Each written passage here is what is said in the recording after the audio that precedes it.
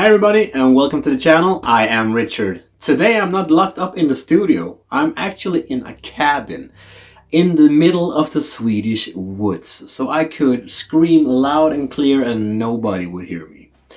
And while being out here all alone, I thought to myself, why not give you a little bit different things every now and then? So I'm actually going to start a series of videos where I bring you along in the legendary kingdoms. So I'm going to start my journey in this video and I'm going to bring you along on it. I've already done a video explaining what Legendary Kingdoms actually is. If you want to see that, take a look up here. But to say it fast, Legendary Kingdoms is a storybook RPG. You do not need a dungeon master, you can play this solo. I'm going to play this solo. In the beginning of your story, you need to pick out 4 characters that you are going to bring along on your journey. And really the book does everything for you. Spidermindgames are the ones that are behind this book. This is book number 1, and they have released book number 2 as well. You will find the link to that book down here in the descriptions. So now I just want to bring you along in this game. I want to show you what characters I have picked and what tools I'm having. The characters that I have chosen on my journey is Tsar Jessica Dane, Lord Tiquan, Amelia Pasdane, and also the number 4 is Brash. Here I picked a few different ones. This one got strong charisma, but not that good fighting skills. The other ones I have here, this one is a spellcaster. So he is not that good at fighting, but he's good at lore. Tsar Jessica here is a really strong fighter. And she also has high charisma. And then we have Amelia over here, who is, she's okay at fighting. And she's okay at survival and the others. And down here you have a brief little story about them, about their life, about their families, where they come from, what are their goals in life. You get everything up here, and up here you can see their fighting skills, their stealth, lore, survival, charisma, and health. In the back of this book you find the character sheets. This is where you write down the names of your character, their strengths, their fighting skill, their charisma, and so on. Also their equipment and some notes if you want to. And on the other side, you have where you keep track of the actual game. Where are you? Where are your armies? Are there some other notes that you need to know what's going on in the world? This is where you write it all down. Now, I have actually printed out these pages because, well, I just think the book is too nice to write in. You can print these out as well. I will give you a link down here in the description how you print them out. Inside the book, you also find a pretty big map of the whole world. This is all the places we are maybe going to travel to. So now let's read about the characters that I have chosen a little bit here. If we start with Sarah Jessica here, her story is Sarah Jessica is a firstborn knight of Royce. Her father, Baron Balwick Dane, is an ambitious container of the rulership of Longport Bay, an important country. She is a powerful warrior of impeccable noble blood, but she has received little love or affection since the death of her mother.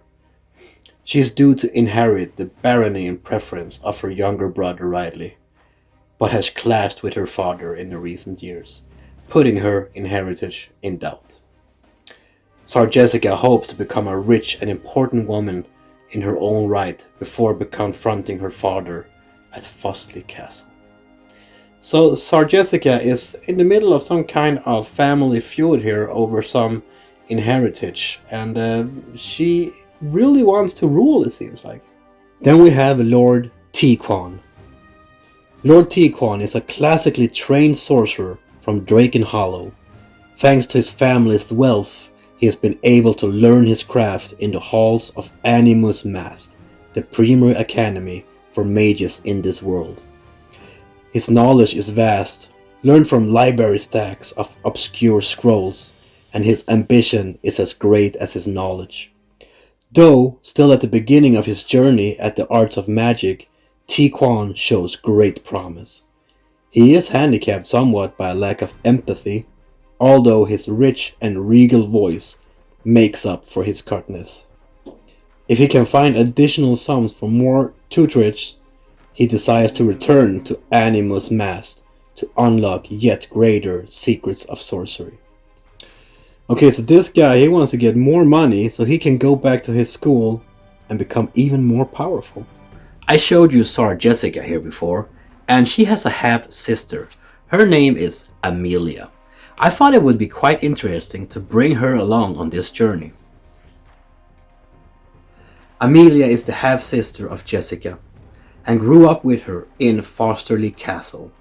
Her mother was a forester who took Amelia away from the castle when it became obvious that Baron Baldwin, her father, would take no interest in the girl.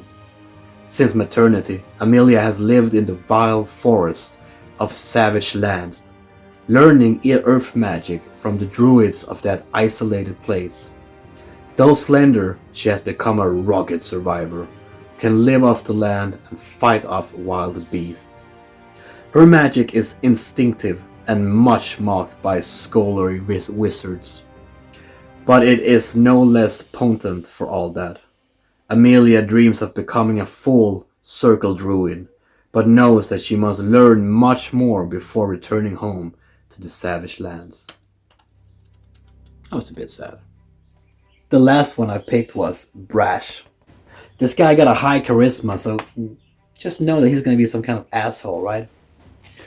Brash was born in Royce, and that was the same as Jessica, if you remember. In the Duchy of Pendilor, he was a potwasher in Vasthall, the stately home of Duchess Eleanor Manutel, but unwisely engaged in a love triangle with her and King Francis Goldwell. Fleeing before he could be hung, Brash has since lived on his wits, traveling the world to escape the king's agents. He can take his way out of almost anything, but his ability to escape danger is second to none. One day, Brash will need to sort out the mess he had left behind in Vasthall, but not until he has gained a little world experience. Like I said, a pure asshole.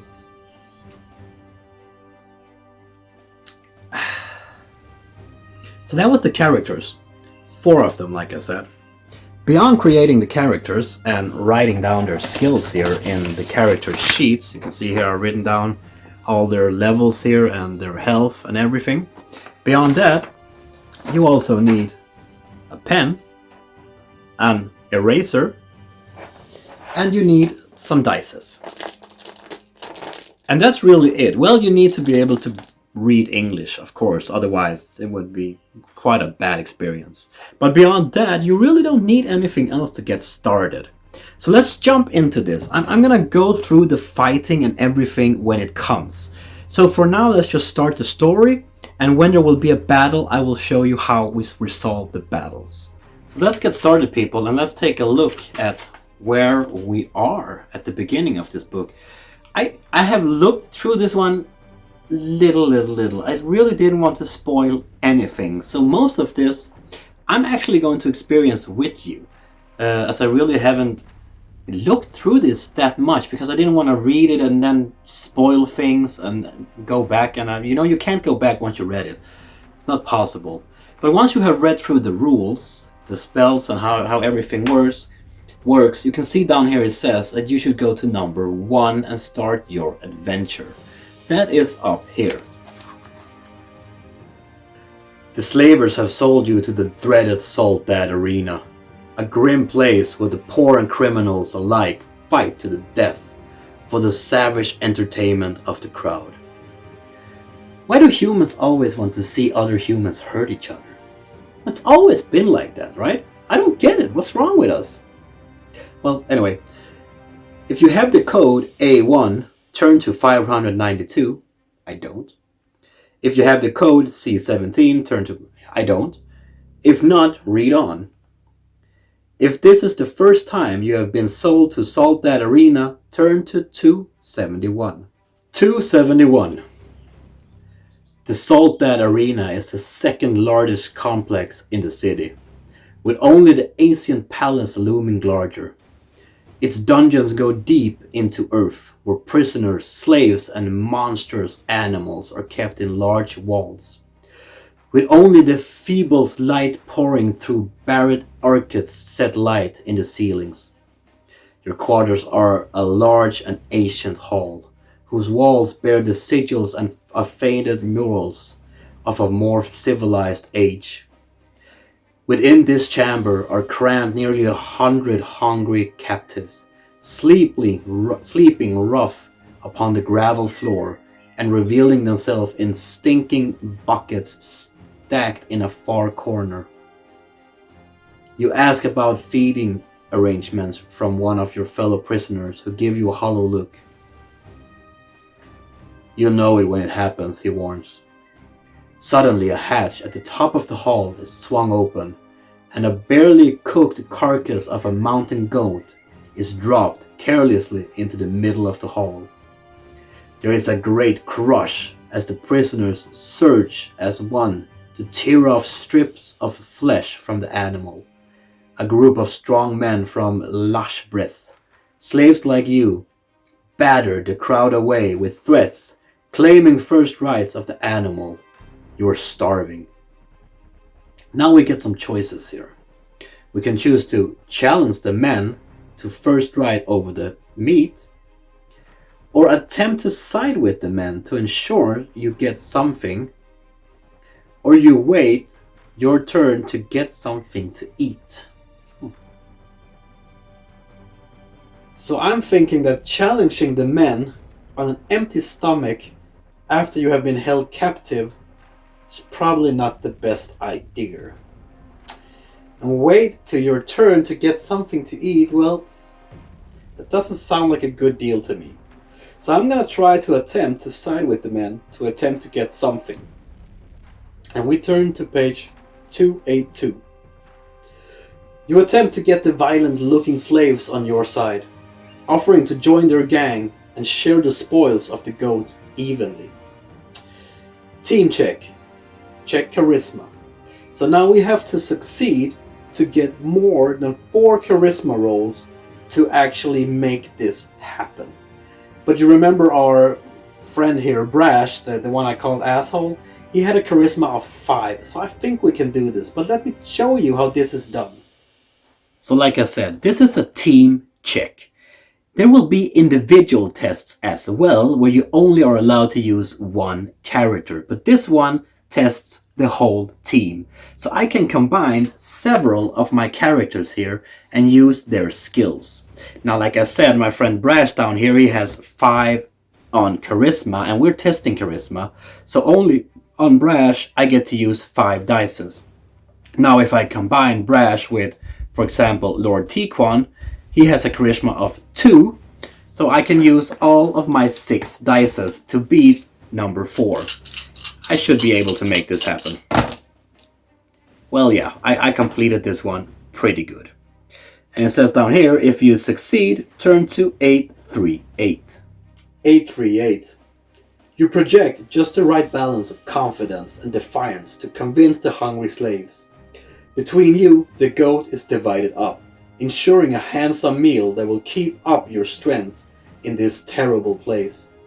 In addition, Tumul, the gang leader, agrees to maintain your alliance in the struggle to come. Gain the code A3 and turn to 865. So I just gained the code A3, and up here on the character sheets you can see that there is a bunch of codes up here, and up here in this corner you have A3. So I'm gonna circle that one with my pencil here, make sure I don't forget it. A3. The journey continues. You are almost relieved when the cruel overseers of the arena call you out of the filthy living hall for your first battle. You are fed water by children wearing neck chains in a narrow, dusty chamber, who present it to you in deep bowls from which you are expected to slurp. One of the children, a pretty blonde girl called Milagros, quietly advises you to keep off the edge of the arena and not to engage in the central melee. Don't use magic, she hisses. They'll take your tongue. Guards push you on before you can question her further. You're unchained and shoved into one of the gate rooms. Through the heavy portcullis you can hear the crowd muttering in anticipation. You can see a number of crude weapons laid out for selection. Any party member may take a single crude blade, fighting +0. In addition, a single wooden shield, armor +2, and a maul, fighting +1. Remember that the maul is a two-handed weapon, and the party member wielding it cannot use a shield at the same time. All too soon, the portcullis opens to the roar from the crowd. Blinking in the glare of the sun, you emerge into the deadly arena. So let's choose some weapons here. So now let's see what kind of weapons we have here. We have a crude blade with fighting +0. Now that might sound pretty useless, but if you do not hold a weapon in your hand, your fighting skill will actually reduce by 1. So Lord Tiquan here, for example, if he wields 0 weapon, he will have 0 instead of 1. So I'm gonna give him this crude blade, giving him a fighting skill of 1. No weapon, -1. A weapon, even if it's 0, you have the value from the start. And if it's plus, you add it on. And Amelia here, for example, I think she's gonna need a shield actually. I'm gonna give her the armor, so she gets an armor +2. Bash, that asshole, he doesn't deserve a weapon. But Sarah Jessica here, I want to give her the maul and give her a fighting +1. Giving her a total fighting of 6. So we have equipped our armor, so let's move on. There is an almost full crowd in the huge arena, with rich and poor alike rubbing shoulder on long wooden benches. On the sandy and blood-stained floor of the arena are a number of bones and skulls, artfully left to bleach in the sun. You can see that all 10 gatehouses have opened. This orgy in terms of poorly armed slaves. Some are fearless men and women from Charles who do not much as a flinch as the crowd roar for their blood. Bold barbarians of lush breath hold their arms and weapons high as they seek endorsement from the bloody-minded crowd. Most of the warriors, however,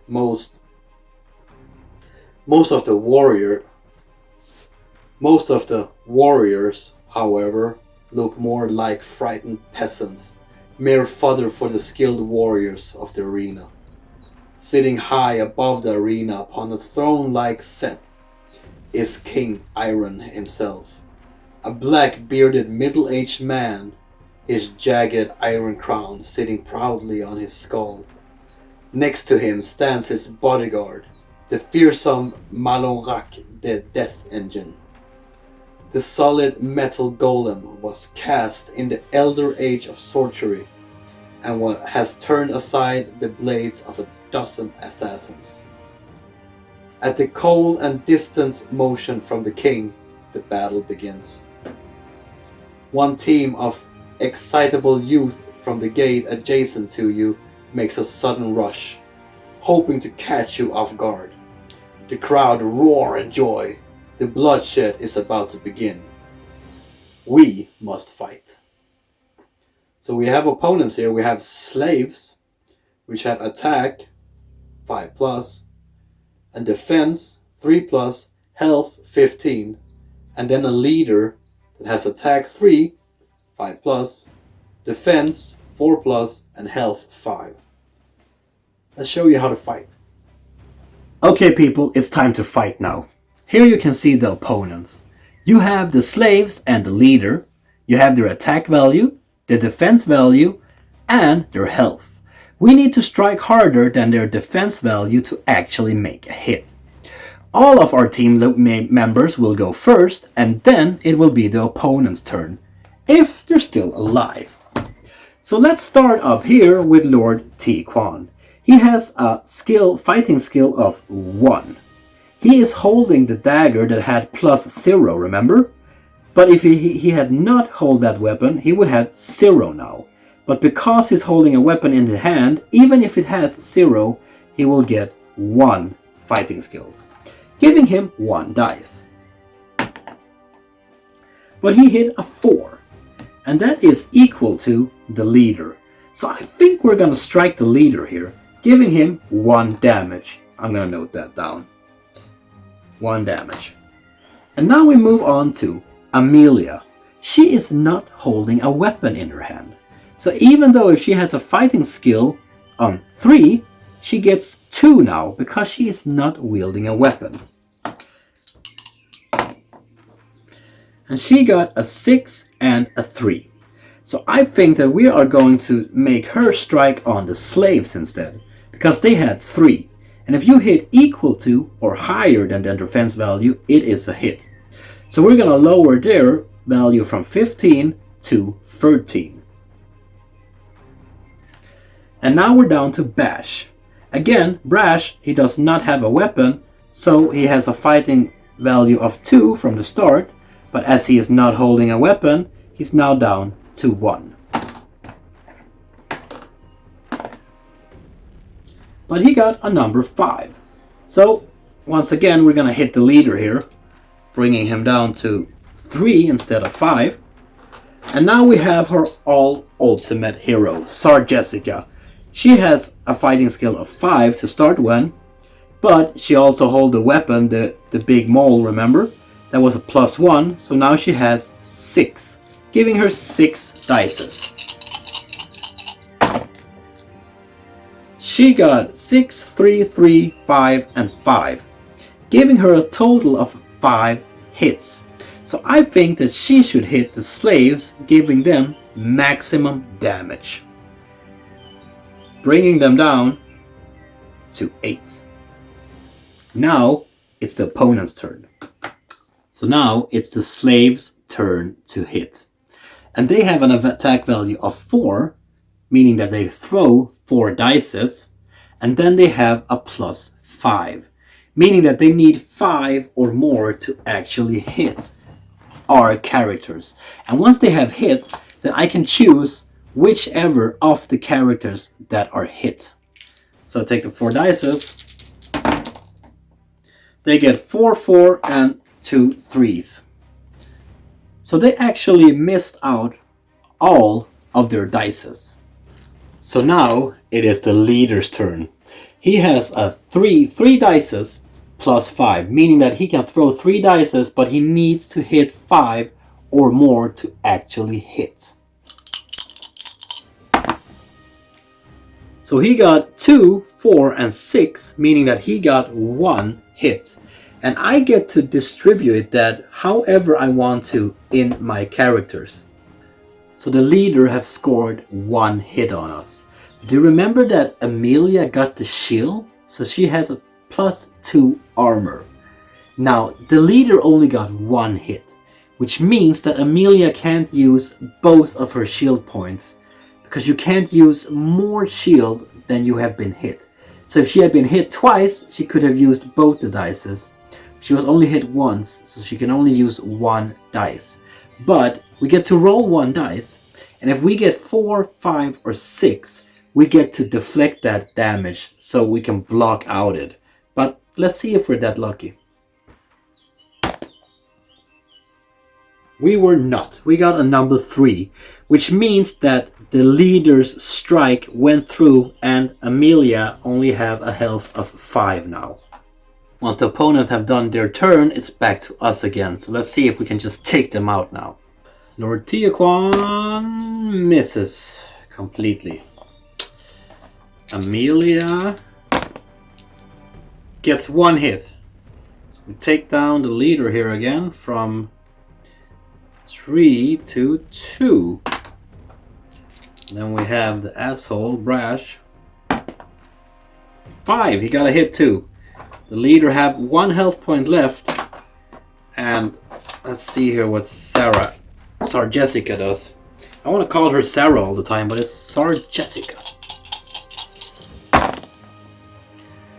So we have 1, 2, 3, 4 hits, and we're gonna take that right on the slaves, bringing them down to 4 health points.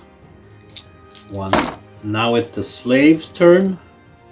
They have 4 dices and need to strike 5. They got 1 hit.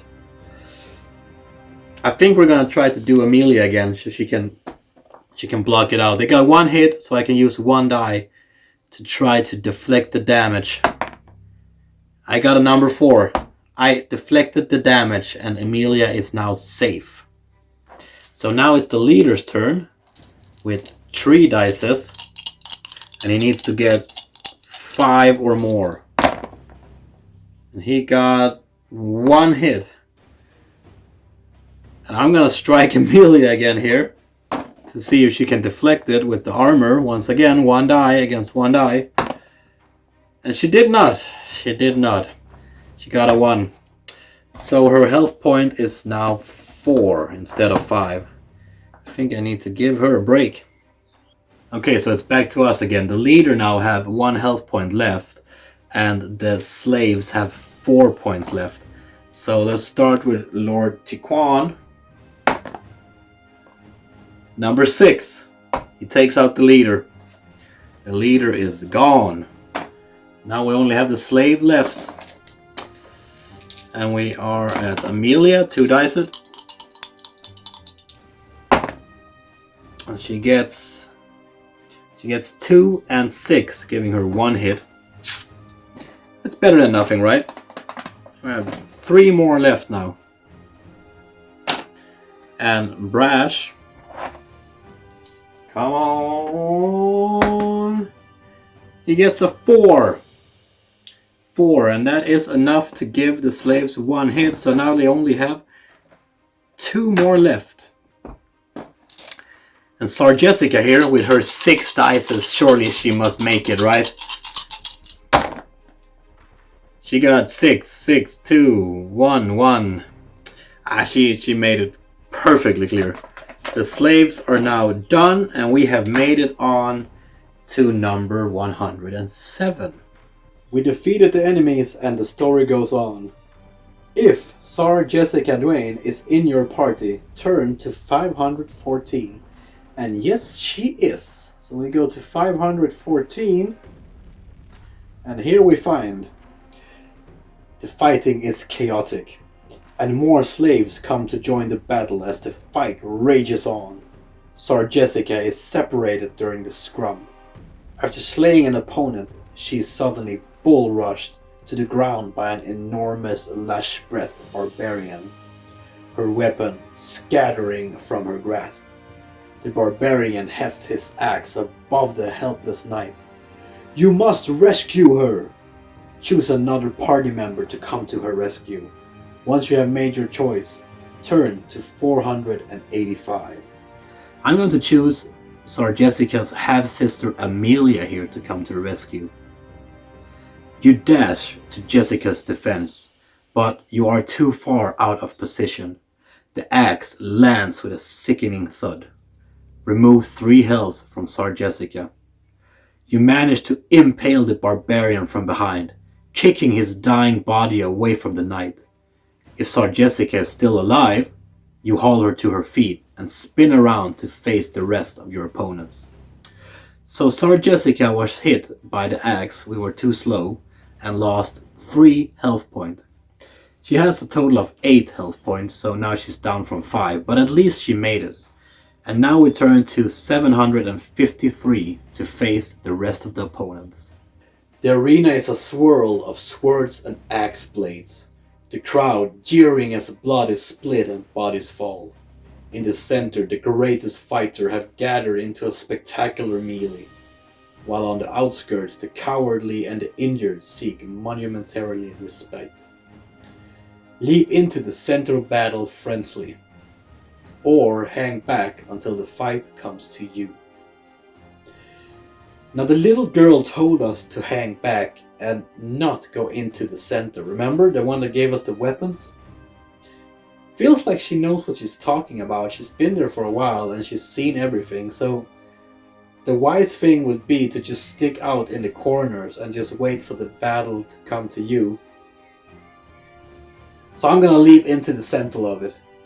Spitting on the blood-stained sands, you stride into the center of battle, back to back, swords in hand. We have some new opponents now. We have some barbarians from La Spret and Charlie's swordsmen. The barbarians have an attack of 7 and they need to get 5 or more to win. Defense of 3 and health 17. Charlie's swordsman has an attack of 5. They need to hit 4 to make a hit. A defense of 4 plus and health of 10. I think I made a great choice here. Okay, so we go first. Lord Tiquan with 1 dice. Have to hit at least 4. He hits 6. That's brilliant. So we can take down some of the barbarians from 17 to 16. And then we have Amelia here. She has 2 dices. She gets 1 and 3, so she no, she hits 1. She hits 1. She gets 3. So she can hit the barbarians again. Bring them down to 15. And then we have Brash with 1 dice. He gets a number 6. That's also brilliant.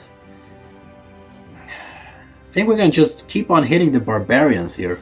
Just get them down. Now they're down on 14. And Sar Jessica with her 6 dices, getting them down to 8. And now it is the opponent's turn. So the barbarians go first. And they have an attack with 7 dices. But they need to hit 5 or more. Ah, man, come on. So they hit 3 dices and missed 3, but they still have 1 more. They have 7 dices, remember? And that was a miss. Whew. But he have 3 hits. And I need to give these 3 hits out to somebody here. I think we're gonna take the asshole Brash. So he gets from 8 down to 5. That is a number 5 as well. There we go. And now it's the swordsman. They have 5 dices. And needs to hit 4 or more. Oh, come on. They also get 3 hits.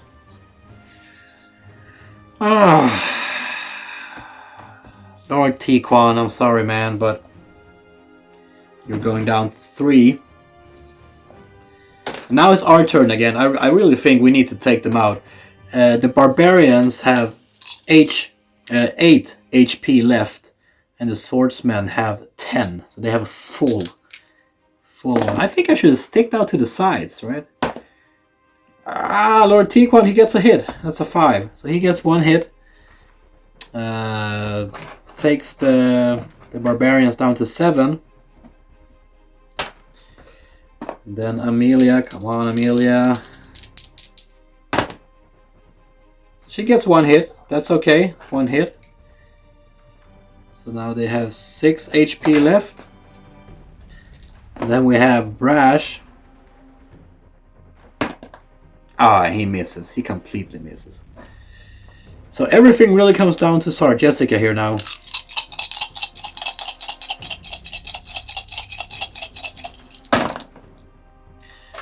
She gets 1, 2, 3, 4, 5, 6 hits. She gets 6 hits. And the barbarian has 6 HP health points left. So they are actually gone. Now we only have the swordsmen's left. But they need to strike first. And the swordsmen again, they had 5 dices, need to hit 4. They misses all of them. There was no strike. Okay, so it's our turn again.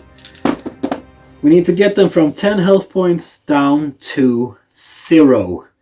And we need to get more than 4 to be able to get a hit. We get 4. We get 4. That's 1 hit. So they have 9. Come on, Amelia. Oh, that one is lost. Come on, Amelia. Oh, man, she strikes out again. Okay, Brash. Come on, asshole. You can do this. Yeah, he gets one hit. Maybe he's not that bad after all. I kind of like him when I'm thinking about it here. We have 8. And now it's down to Sir Jessica. I just need to find the last dice first. And now we have Sir Jessica. Oh. Sir Jessica, come on. 1, 2, 3, 4 hits. Bringing him down to 4 health points. But now it's the opponent's turn again. 5 dices, more than 4 is a hit. They get 2 hits. 2 hits. Okay, so we need to distribute them among our fellow companions here. So Jessica has... Brash, he has 5 health points. I'm gonna bring him down to 3.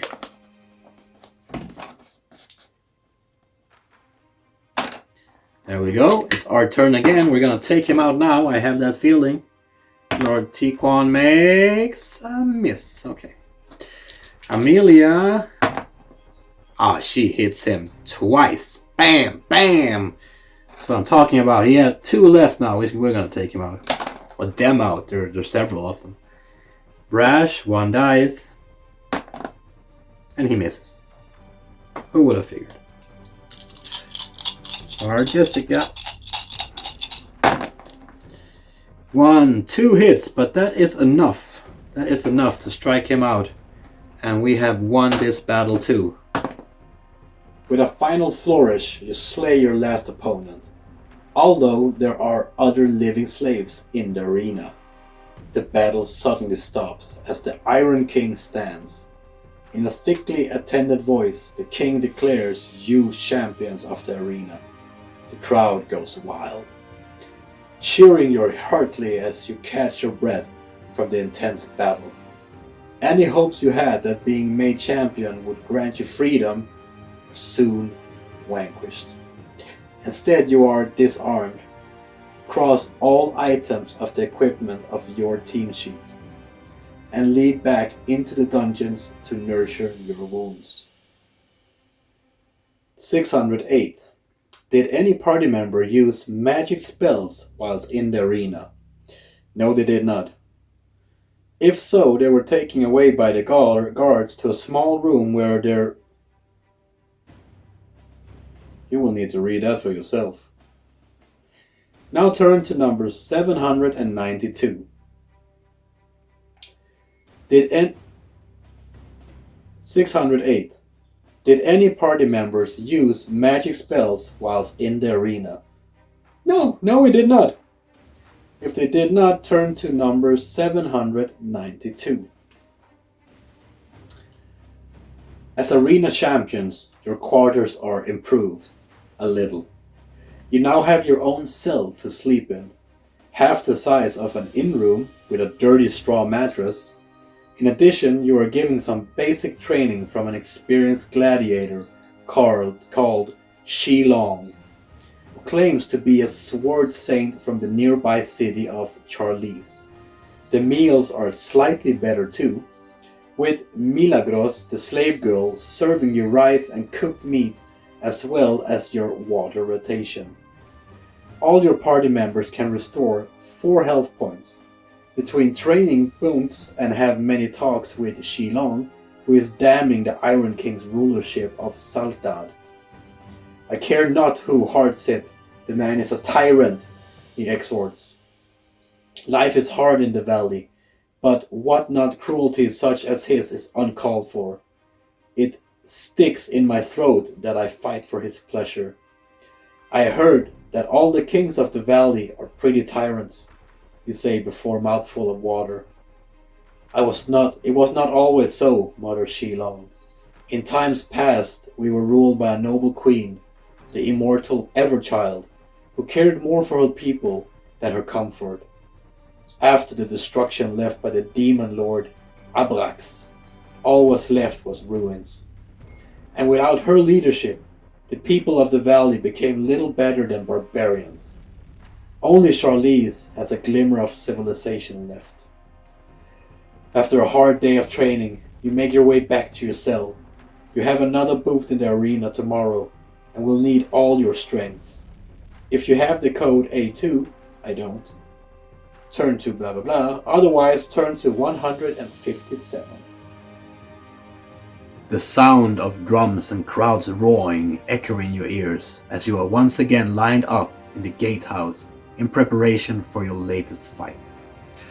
Up to 4 crude blades, fighting +0 once again, can be equipped by your characters. Again, one character may be armed with a shield, armor 2, and another with a 2-handed maul, fighting 1.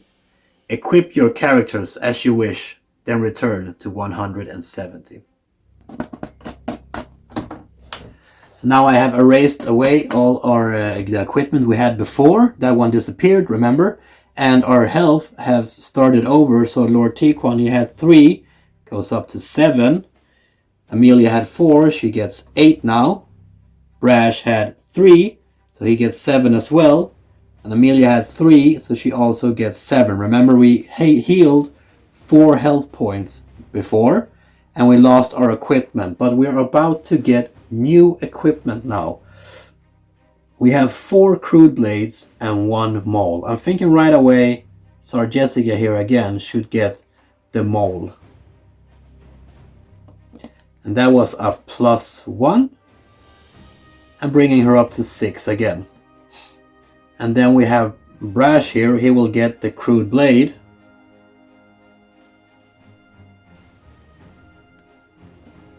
And that was a +0. Giving him a total of 2 this time. Remember, last time he had 2, but he did not have a weapon. So he only had 1 in the end. Now he does have a weapon, it's +0, but that means that he will be able to use his full fighting skill. Amelia up here, I'm gonna give her the armor again, with +2 armor, a shield,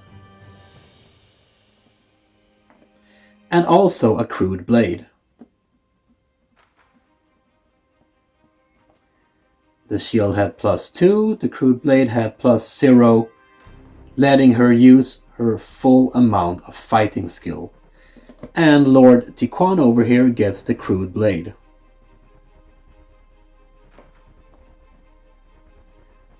Once again +0 and giving him 1 as he had before. So it's time to go out to the arena and fight, people. So it's time to go out into the arena and fight, people. You step out into the broiling heat, the sun scorching the sand under your bare feet. You're the first competitors into the arena and receive a roaring cheer from the crowd as you appear. High above you, the Iron King gazes down impassively. Malronak, the death engine, stands unflinching by his side. You look across the heat-swept arena as the far gate is opened. You cannot help but swallow.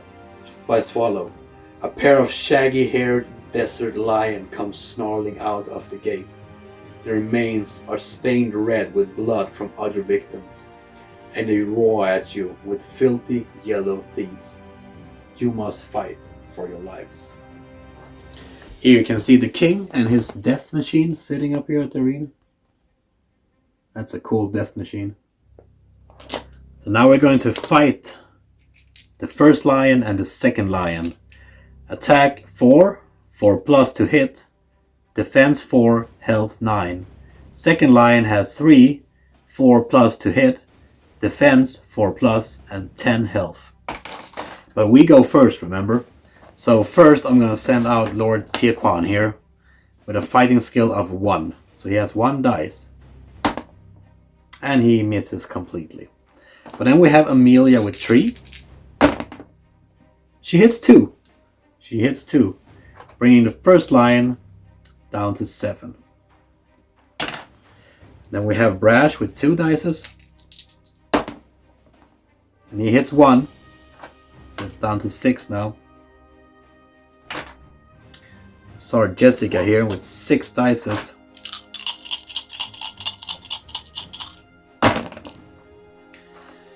And she gets 1, 2, 3 hits. That is quite good.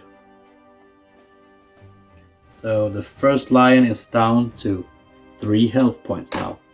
Now it's down to the opponents to fight us here. First lion goes first. 4 dices. And he misses all of them. That's crazy. I have never been that lucky. And now it's the second lion. And he gets 1 hit. 1 hit. It's not that bad. You're gonna hit Amelia here because you have the armor. She has the +2, but since it's just 1 hit, she can only use 1 of them. She gets a 6, which means that she deflects the damage and there's no damage done. Now it's our turn again. Lord Chiquan. He gets a hit. That's a hit. So the second lion has from 10 down to 9. And Amelia, she gets 2 hits. Beautiful. So you got 7 now. And then Brash here.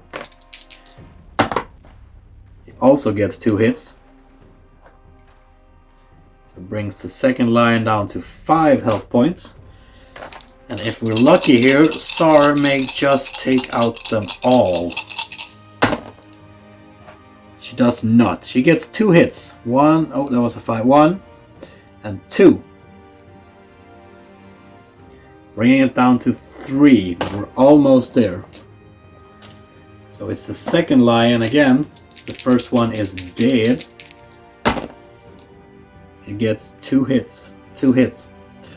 I'm gonna bring Amelia out here again. Try to make her deflect with the armor. Now she got 2 hits, which means she can use both of her 2 dices here. And she deflects 1 damage, but she got hit by 1. She gave from 8 health points down to 7 health points. And now it's our turn again. The Lord, come on, Lord. He misses. Amelia gets 2 hits. So it's down to 1. And Brash, can you kill him, Brash? Brash kills him. The second lion is dead. So we beat the lions, people. What now? The cheers from the crowd resound across the arena as the final lion falls dead. You cannot help but strive a tear to the death of these noble beasts.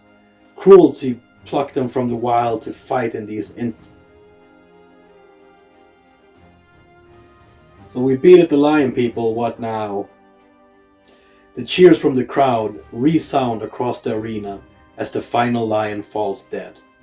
You cannot help but strive a tear at the death of these noble beasts, cruelly plucked from the wild to fight for the entertainment of the savage crowd. That is sad. Feeling more bestial than even a lion, you are taken from the arena and disarmed again. Remove your weapons and armor.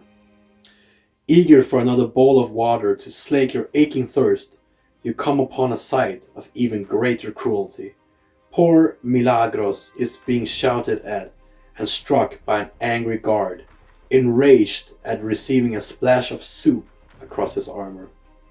The poor girl is on the ground in his shadow, nursing a bruise on her cheek as the guard pulls out his whip and punishes her further. Dash to her defense or keep well out of it.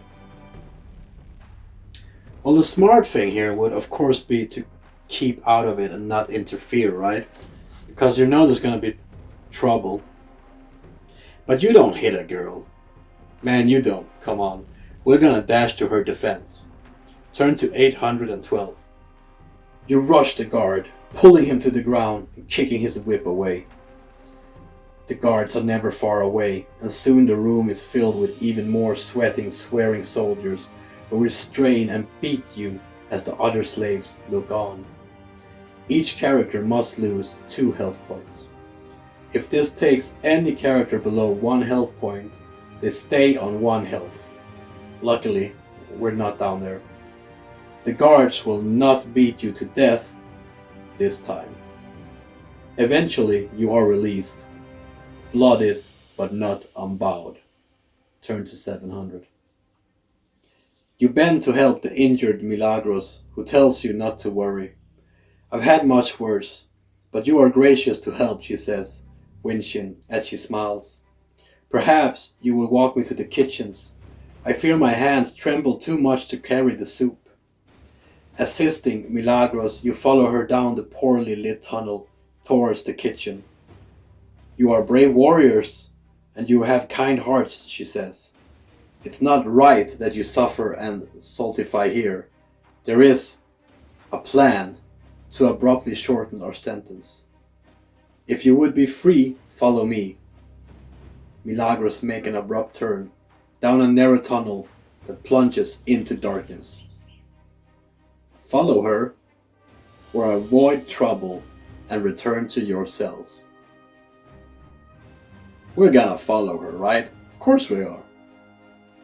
You make your way down the pitch-black tunnel, relying on touching the damp wall to guide you. You emerge into a small cell through which light streams weakly from a tiny arch high in the wall. In the cell, you can see Shilong, your trainer, and several other gladiator slaves. Welcome, my students, bow Shilong. He indicates Milagros. You come in good company, I see. I believe we can trust these warriors, announces Milagros. Tell them the plan, Shilong. Do they know what they're letting themselves in for? Who they fight for?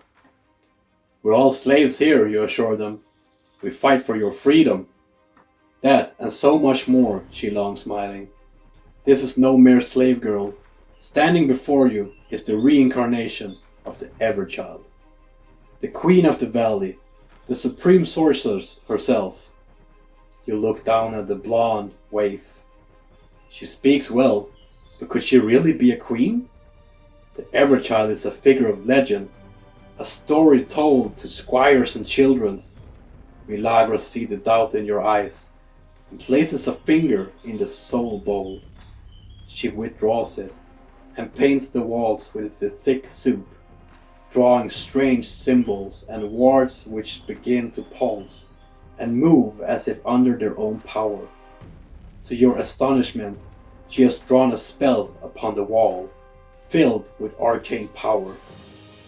If you have any spellcaster in your team, they can learn the following spell. Soothing Touch. Your hands glow with divine energy. Choose one of your party members. They can restore 5 health points and recharge 50 silver. With a wave of her hands, Milagros bathes your bodies in healing energies. You may restore the health sorts of all your characters to full. If any of your characters have lost limbs, tongues, or other organs, these are restored. In addition, any diseases or curses you are affected by are also removed. There can be no doubt, this young slave girl is, if not the Everchild, certainly a sorceress of great power. Ask her how she came to be enslaved, or ask her about the escape plan. I'm gonna ask her how she was enslaved. I am not yet at my full potential, admits the Everchild, running her hand through her filthy locks. In my eagerness to see the Iron King dethroned, I sided with a certain group of revolutionaries. Sadly, we were ambushed by the king's men, and there was no opportunity for me to use my magic to turn the tide of the battle. I opted to keep my identity secret until a more appropriate juncture. But are you indeed the Everchild reborn, as the legend says? You insist. I believe so, she nods.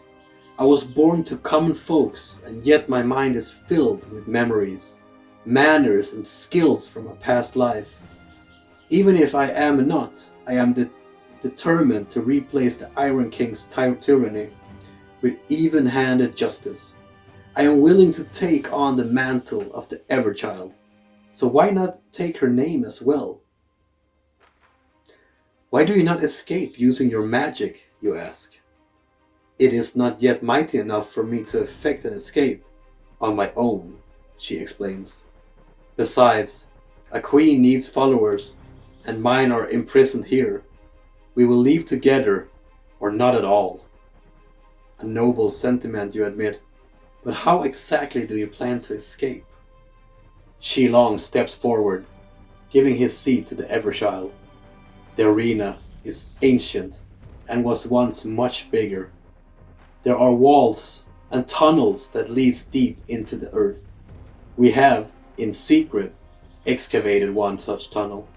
We cannot be sure that it leads to the surface, but we are willing to change it. Why have you not gone already, you ask? We have no weapons, and there are creatures down there in the dark, mutters Shilong. We were driven back in our last venture.